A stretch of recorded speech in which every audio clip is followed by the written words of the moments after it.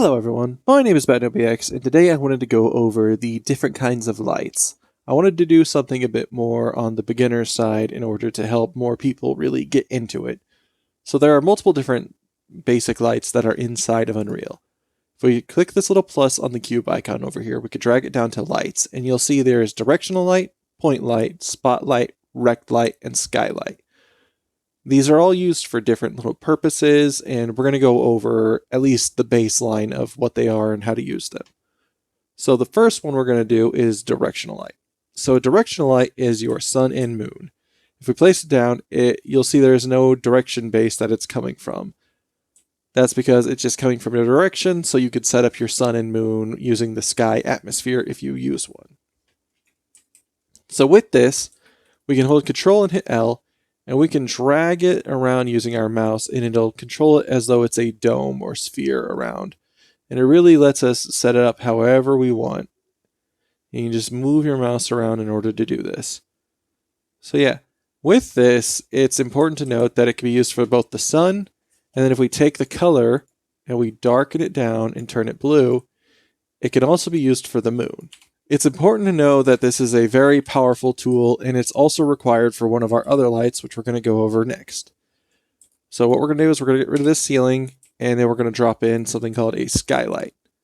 So right off the bat, this isn't going to do anything because there's nothing for it to power off of.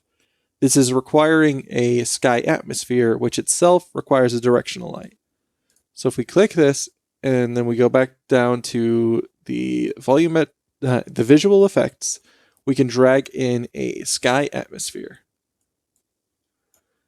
You'll see there's a sky now, and then the sun shows up from our directional light. You'll see where it's pointed, the sun is located.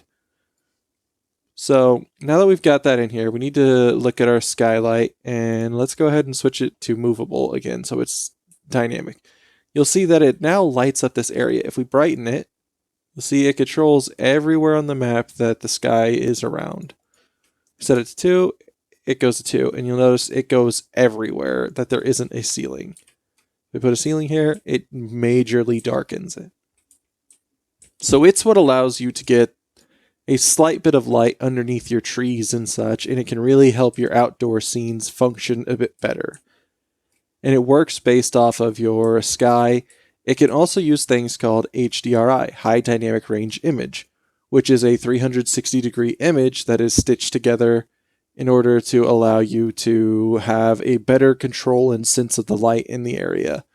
So if I turn on this little thing right here to cube map, I can click this drop down and it'll bring in one of our HDRIs. If we click it, it'll change our entire lighting setup.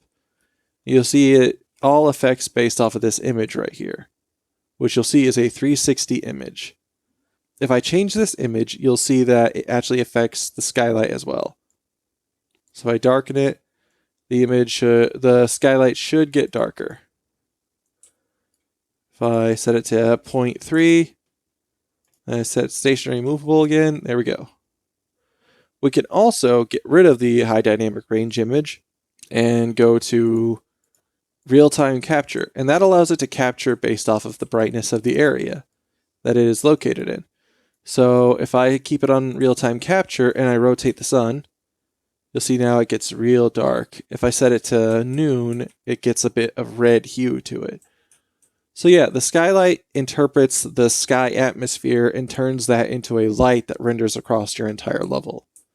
So it's a very powerful tool to use for in your arsenal of game development. The next light we're going to go over is one of my personal favorites, and that is the spotlight. If we go to lights, we can find this little spotlight. And this works as a cone-shaped light that we can control the inner and outer cone of. This is what you tend to use for flashlights. So with spotlights, you can drag it up, and you'll see it's connected to this cone right here that is pointed down.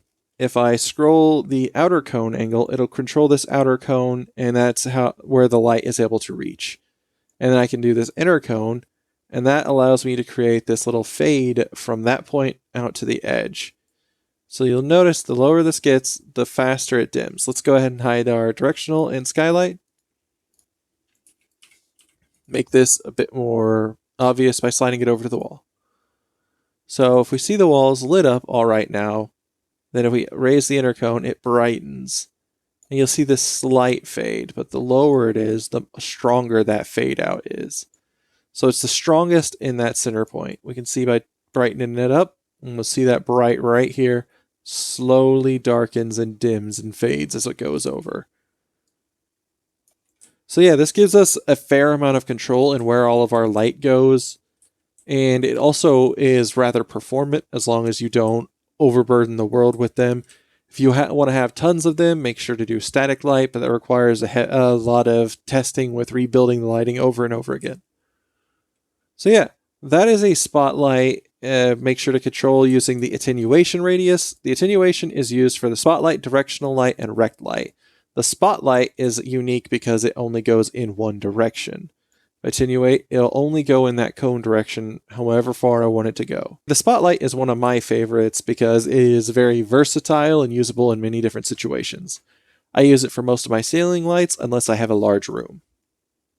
When we have a super large room, we use what is called a rect light, or at least I tend to use a rect light, as long as it fits the light setup that's going on.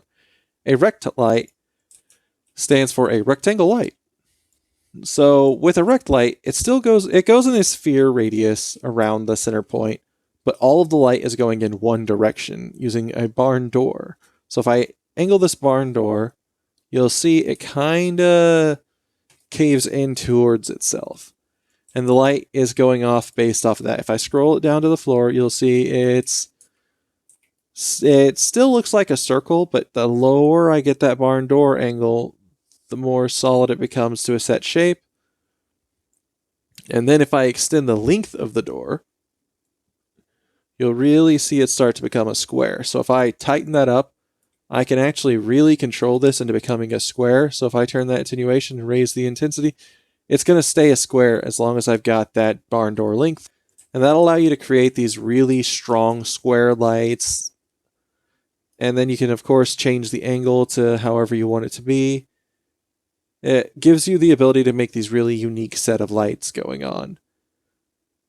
And of course, you can change the color of all the different kinds of lights. That allows you to set up moods for different things. And you can also, if I shrink the length, I almost forgot about this, you can take the width and spread it out, and the length to spread it out. This is what allows it to cover a whole room very effectively with just one light.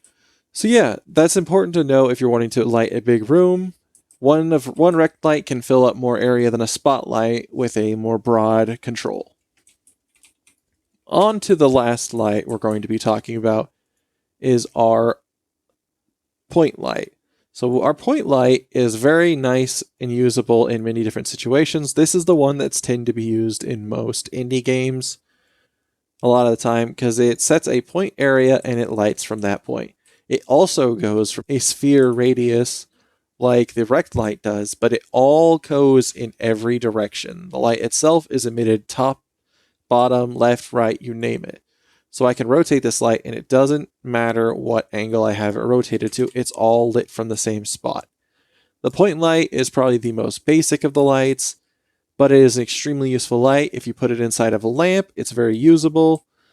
And then a very powerful thing to know for every single one of these lights is that if I put it out here, you'll see these harsh shadows. If I want to soften these shadows, I can take the light and increase its source radius.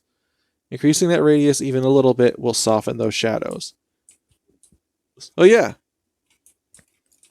I hope you all enjoyed this video. Like I said, I was going for something a bit more on the beginner-friendly side. So yeah.